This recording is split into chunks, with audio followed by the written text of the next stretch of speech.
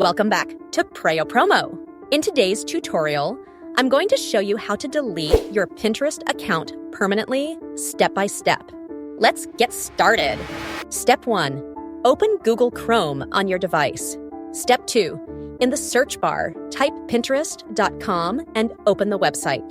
Step 3. Tap on the settings icon at the top right corner. Step 4. From the menu, select Settings. Step 5. Scroll and press Account Management. Step 6. Tap on Delete Account, then press Continue. Step 7. Choose your reason for deleting and press Send Email. Step 8. Now open your Gmail, find Pinterest Message, and confirm to permanently delete your Pinterest account.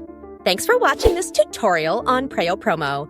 If you found it helpful, don't forget to like, comment, and subscribe for more simple and professional tech guides.